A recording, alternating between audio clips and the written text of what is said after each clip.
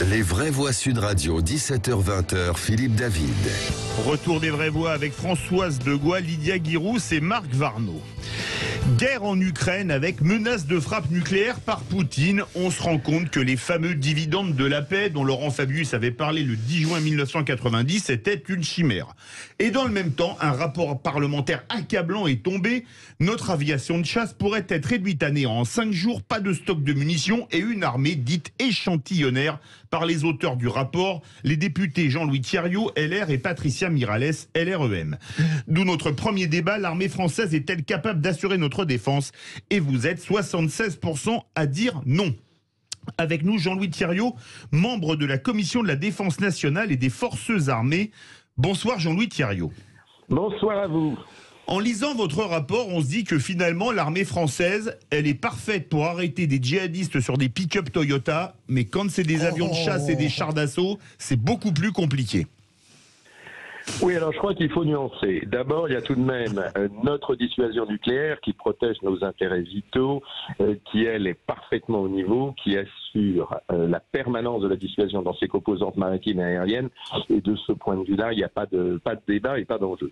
Après, oui, effectivement, nous avons des armées conventionnelles, quelles que soient les armes, qui ont pour force d'être un modèle d'armée complet et cohérent, mais qui sont extrêmement minces et qui disposent de stocks ou d'équipements très limités. Les munitions tiendraient quelques jours. Notre aviation de chasse aujourd'hui est d'un format tel que si on enlève ce qui est consacré à la dissuasion et ce qui est consacré à la police du ciel, nous n'avons qu'une 50aine d'appareils susceptibles d'être utilisés, avec des taux d'attrition de 8 à 10% par jour. Vous voyez qu'au bout d'une dizaine de jours, nous ne serions plus en mesure de mener des frappes. Donc il est indispensable de remonter très rapidement l'effort de défense, et ça vaut pour toutes les armes. Notre armée de terre a une défense solaire très limitée, a aujourd'hui des capacités d'artillerie très réduites pour les frappes dans la profondeur. Donc oui, il y a effectivement un effort majeur à faire. Marc Varnaud. Alors, oui, je pense qu'effectivement, il y a un énorme problème avec l'armée française. Il y a un problème d'abord de dimension, et ensuite il y a un problème de qualité de matériel. On vient de parler des 100 milliards allemands. L'armée française aurait drôlement besoin de quelques dizaines de milliards. En France, aujourd'hui, on a quand même 5 fois moins de chars et de blindés que l'Ukraine, 6 fois moins que le Maroc, 4 fois moins que l'Algérie. Donc il faut aussi relativiser les chiffres. Sur ces 500 blindés que l'armée française a, il y en a 222 qui sont des chars Leclerc. Le reste sont des chars ou des blindés qui sont complètement déclassés. Si on parle des vieux blindés, des MX-10 RC, qui étaient déjà en vigueur quand ça fait un peu vieux, quand j'étais en armée, il y a plus de 30 ans. Donc il y a 5 ans, donc c'est ça, oui. Si on continue, sans vouloir se faire trop mal, les transports de troupes, 2600, ils datent de 1980, 40 ans d'âge. On a 220 qui sont nouveaux, qui sont des Griffons, c'est le nouveau modèle. Oui. Mais faute de budget, on en a que 200. Les avions de combat, on en a 219, dont 100 Rafales. Les autres, ce sont des Mirage 2000, 2001, qui ont tous aussi 40 ans.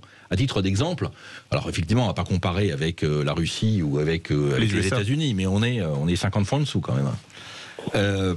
Sur les autres types de matériel de l'armée française qui sont plus anecdotiques, comme les avions ravitailleurs en vol, etc., ils sont en tellement mauvais état que le ministère de la Défense reconnaît que pour 1 heure de vol, il faut 20 heures d'entretien derrière, etc., etc., etc.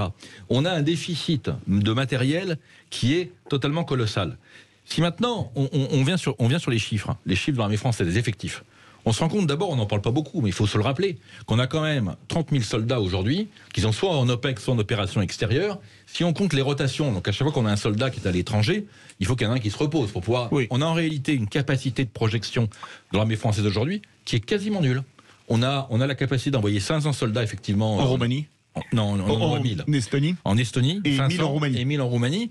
Mais malheureusement, on est très loin de ce qu'il nous faudrait aujourd'hui pour pouvoir assurer la défense. Et encore une fois, on revient sur le débat de tout à l'heure, qui sont l'armée traditionnelle française Depuis 1990, la chute du rideau de fer, elle a disparu. Jean-Louis Thierriot, ce que dit, on en parlait avec Marc Varnaud avant l'émission, on a fait la conscription tous les deux. Moi je me rappelle, à la fin des années 80, on avait encore des FSA, des fusils 1949 modifiés 1956. On a l'impression que nonobstant la professionnalisation de l'armée, ça n'a pas beaucoup évolué. Non, là, je ne partage pas. Alors, je vais vous dire, une bonne partie de ce que disait le précédent intervenant est juste. Hein.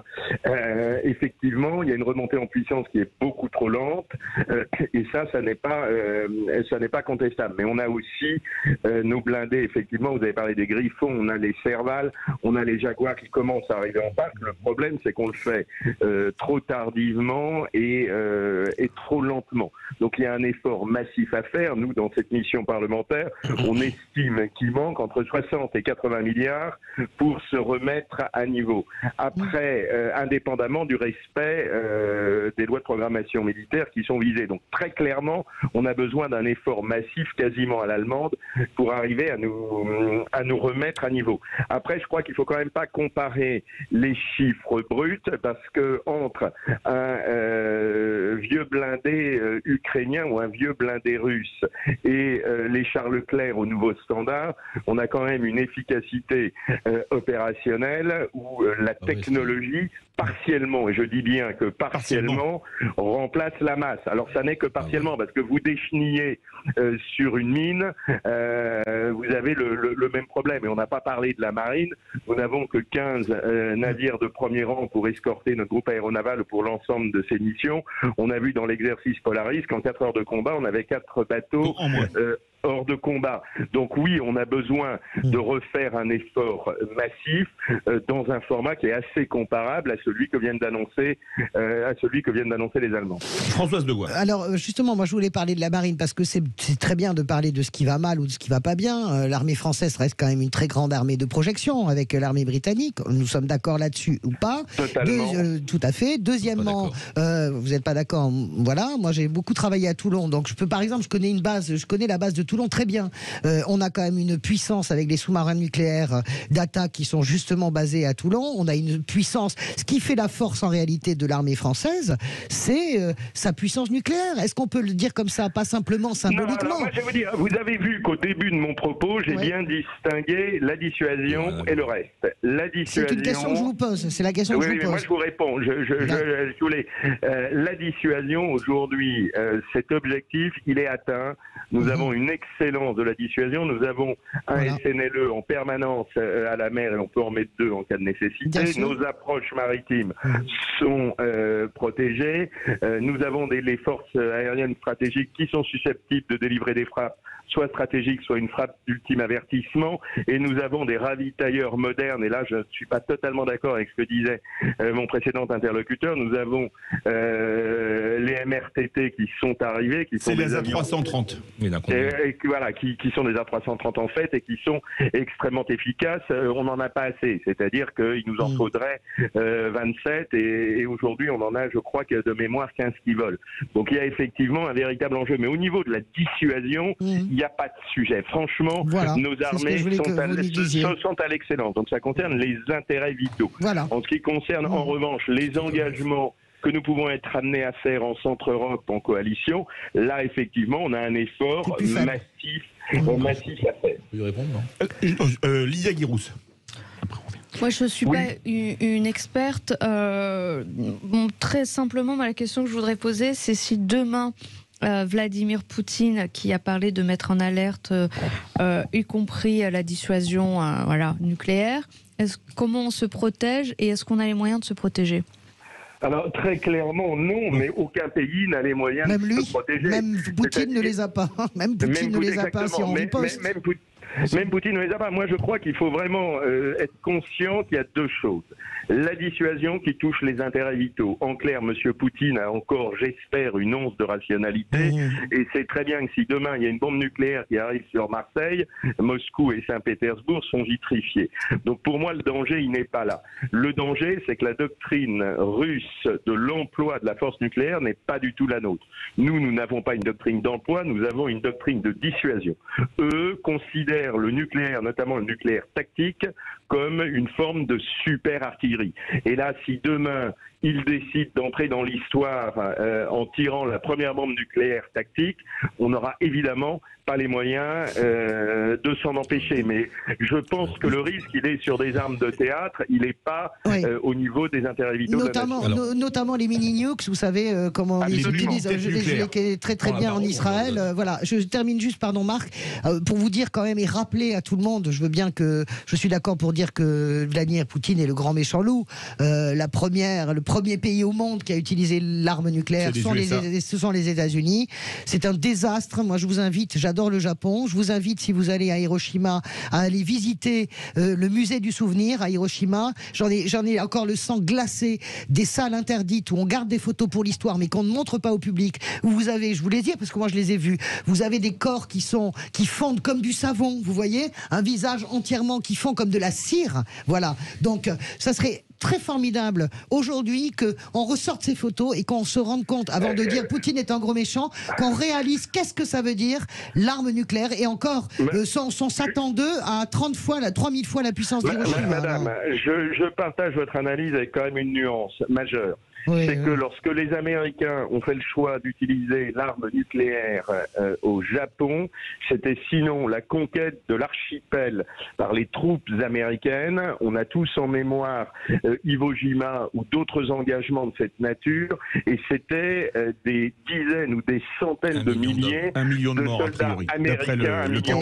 C'est pas le sujet. Le sujet, c'est qu'on a testé. Non. Moi, faut faire tourner la parole. Vous recevrez. Je vous rejoindrai jamais là-dessus. On a testé la bombe nucléaire en temps réel sur des êtres humains. Mais le risque, ce n'est pas que nous l'envoyons, c'est que Vladimir Poutine ne soit pas assez stable et nous l'envoie. J'aimerais revenir sur le sujet de départ, qui est celui de l'armée française.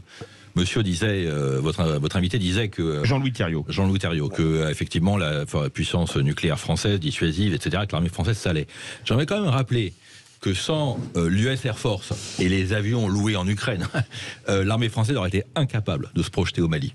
J'aimerais rappeler que sans les avions, sans les hélicoptères de transport britanniques, l'armée française ne pourrait pas assumer sa logistique. Et j'aimerais rappeler aussi qu'au Mali, il y a 28% des pertes françaises qui sont liées aux IED, et que si on avait eu les moyens... Alors, les IED, c'est les engins explosifs qui sont mis sous les routes ou à côté des routes, et que si l'armée française avait eu, comme d'autres armées, comme l'armée américaine, les moyens de changer ses véhicules il y a maintenant 10 ans, que ce chiffre de 28% n'existerait pas. Voilà. Jean-Louis Thériault, sur le problème logistique. Je me rappelle d'une chose, je vous redonne la parole. À Colvézi, la Légion ont dû sauter avec des parachutes américains. C'était en 78. Exact, 79, oui. Oui, on n'en est plus tout à fait là. Cela dit, sur le transport logistique que vous évoquez, nous n'avons pas d'avions de transport lourd. C'est un très gros problème pour le démontage de Barkhane aujourd'hui, ce qui se passe en Ukraine, puisqu'il y a 2 avions qui ont été tapés au sol et les autres sont répartis dans le monde. Mais vu la disparition de l'usine Antonov, on n'aura pas de pièces de rechange. Donc oui, là on a un enjeu majeur, et probablement qu'on sera besoin, ou encore une fois, de nous appuyer sur les capacités américaine à travers la fourniture de C5A Galaxy, ou d'acheter sur étagère des C5A d'occasion que les Américains sont prêts à nous céder. Mais il n'y a aucune capacité juste un mot, monsieur, pardonnez-moi, mais j'aimerais rappeler quand même que le cœur du transport militaire français, c'est le C-160 qui a exactement 40 ans d'âge. 40 ans d'âge. Alors, pour avoir pris des Transals à plusieurs reprises... vous avez sauté en parachute? Non, pas du tout, mais vous savez que souvent, quand vous faites des voyages officiels, souvent, par exemple, pour faire la liaison La Réunion-Madagascar, vous prenez des Transals, par exemple, ou Madagascar-Mayotte. Et c'était absolument, je ne le conseille pas à mon pire ennemi, le Transal, vous avez... Ça fait ça pendant 4 heures. Vous exagérez. Oh, arrêtez. Avec les casques. Excusez-moi, mais Jean-Louis Thériault, on va mettre un peu de légèreté. Françoise de Gaulle, qui est de gauche, ne voyage qu'en business d'habitude. Non, mais n'importe quoi. Il raconte n'importe quoi. Non, mais pardon de vous le dire. Non, mais on sait bien que c'est tape-cul. On va dire que le Transal est tape-cul. On a le droit de le dire. Mais moi, c'était juste une blague pour dire que, bon, ces Transal, moi, je ne suis pas spécialiste. Il m'avait l'air quand même en bon état, mais extérieur. La peinture était jolie. Tu vois ce que je veux dire? Tu vois mon niveau à peu peu de connaissances. Par contre, j'aimerais que vous me parliez vraiment. J'ai lu plein de papiers sur ces missiles Satan 2. En plus, ça, je trouve ça complètement dingue de les appeler Satan. Non, mais Non, mais c'est le nom de code autant. Hein. Non, mais j'ai bien compris. Je sais très bien. Mais regardez. Pas les Russes qui l'ont appelé mais Satan. non, mais je sais bien que c'est pas les Russes. Mais regardez comment ça revient à nos oreilles. Vous imaginez. Et j'aimerais bien que vous nous décriviez cette espèce de ce monstre et cette merveille de technologie, puisque j'écoutais un général là sur LCI qui expliquait que, en ce sens, ils avaient 10 ans d'avance de technologie sur le reste du monde. Qu'est-ce que sont ces missiles exactement? Jean-Louis Thiriot. Oui, non, écoutez, ce sont des missiles hypersoniques qui vont extrêmement vite. C'est-à-dire à combien? Ils volent à 4-5 000? Non, ils volent à Mach 8, c'est-à-dire... 8 000 km/h. Ils volent à 10 fois la vitesse du son. Ils n'ont pas une orbite balistique comme les missiles balistiques, mais ils restent dans l'atmosphère et ils sont censés être en mesure de se réorienter en phase finale pour arriver à franchir leur cible. C'est effectivement une arme qu'aujourd'hui aucun moyen type missile Patriot ne sont en mesure d'intercepter. Après, l'enjeu aujourd'hui, c'est pas avec des missiles Satan 2 que la Russie est en train de gagner la guerre en Ukraine. Non, mais bien sûr. On est dans de l'artillerie basique, on est dans du lance-roquettes massif, et si vous voulez, ce sont des outils de frappe stratégique de frappe stratégique ou de frappe tactique qui peuvent avoir un effet très très important, notamment sur nos porte-avions. Et c'est là où il faut s'assurer. Il y a un débat aujourd'hui sur la possibilité de ces missiles ou pas de taper nos porte-avions. Voilà, c'est un outil sur lequel nous travaillons aujourd'hui. Nous le développons en ce qui concerne les armes nucléaires, de la composante aérienne avec la SMP-NG. C'est un missile de croisière air-sol moyenne portée. Ouais.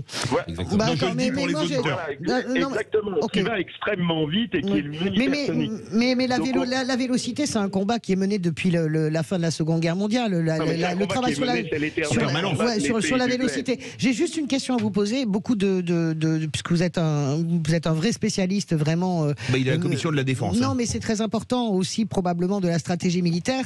Beaucoup de gens disent que en fait Vladimir Poutine retient ses coups. C'est-à-dire que on a eu le Poutine de Grozny. Moi, je me souviens parce que je connais bien la Russie. Le Grozny était sous un tapis de bombes pendant des jours. Ça a duré. C'est-à-dire vraiment les civils, on s'en foutait complètement. On faisait une guerre classique, on bombardait. C'était le carpet bombing, mais ça a duré 20, 30, 40 jours. C'est pas Belgrade de 78 jours, mais on n'en est pas loin. Là, on sent bien que Vladimir Poutine, il va presque, pardonnez-moi cette expression peut-être malheureuse, mais il retient, si vous voulez, ses coups. Est-ce que vous acceptez et vous validez cette analyse ou pas? Non, je vais vous répondre franchement, je suis incapable de valider. Je n'ai pas, ou d'infirmer d'ailleurs. Je n'ai pas accès à des informations classifiées, et là on est vraiment dans l'information classifiée. Aujourd'hui, j'assume pleinement d'avoir une vision imparfaite du champ de bataille. C'est clair qu'on n'est pas encore dans un schéma classique en fait. Parce que finalement, Grozny, c'était Stalingrad, ça a été toute proportion gardée, mais c'était la même chose. La Russie espère encore arriver à atteindre ses objectifs sans se retrouver à faire le siège des villes. Et on sait que le siège des villes, la guerre urbaine, est celle qui est la plus coûteuse et la plus meurtrière. C'est pourquoi d'ailleurs la Russie, vous l'avez vu, a fait le choix d'envoyer en Ukraine les Tchétchènes de Kadyrov, qui sont connus pour être, les pauvres, ils l'ont bien vécu, des spécialistes de la guerre urbaine. Et donc on a des commandos tchétchènes qui sont sur place. À mon avis, ça sera une étape d'après. C'est que si les négociations n'aboutissent pas, l'étape d'après, ça sera le siège des villes. Et vu la volonté de résistance du peuple ukrainien, on peut avoir des petits Stalingrad, mais je pense qu'on n'en est pas encore là. Mais je n'ai pas d'informations classifiées, donc tout ce que je vous dis est quand même soumis à une grande prudence. Jean-Louis, en 10 secondes, Marc Varnaud, 20 secondes et 30 secondes, Jean-Louis Thiriot. Oui, on a quand même le sentiment qu'on compare toutes les interventions militaires russes depuis 50 ans les unes aux autres. Je crois que celle-là est très différente. Je pense que Poutine voulait simplement, avec ses 200 000 hommes, faire un coup de blitzkrieg ultra rapide, en renversant rapidement le pouvoir à Kiev, et voilà, il a raté son coup. Et donc du coup, maintenant, il n'a plus du tout les moyens, avec ses 200 000 hommes, de mener une guerre, entre guillemets, traditionnelle, classique. Vous êtes d'accord avec ça, Jean-Louis Thiriot? C'est une guerre éclair qui a échoué? Alors, je pense qu'il est trop tôt pour le dire, parce que si vous voulez, au bout de 5 jours, parler d'enlisement, soyons prudents. J'ai quand même le sentiment qu'on s'oriente vers ça. Donc je suis pas loin de partager l'analyse, mais je suis prudent parce qu'on peut avoir un effondrement de la résistance ukrainienne dans quelques jours, notamment si la percée depuis Lvov coupe totalement les approvisionnements de l'Ouest et les tourne par les arrières. Donc soyons prudents. J'ai plutôt cette impression-là, mais je vous le confirmerai dans une semaine. Eh bien, écoutez, on suivra ça avec vous. Merci beaucoup, Jean-Louis Thiriot, député et membre de la Commission de la Défense nationale et des Forces armées, co-auteur du rapport sur les conflits de haute intensité. Verdict sur Twitter, l'armée française est-elle capable d'assurer notre défense? Vous êtes 76,6% à dire non pour un peu de légèreté, les vraies voix. Est-ce que ça vous dirait la chronique présidentielle de Philippe Rossi? Avec plaisir. Eh bien, un peu de légèreté, c'est tout de suite sur Sud Radio.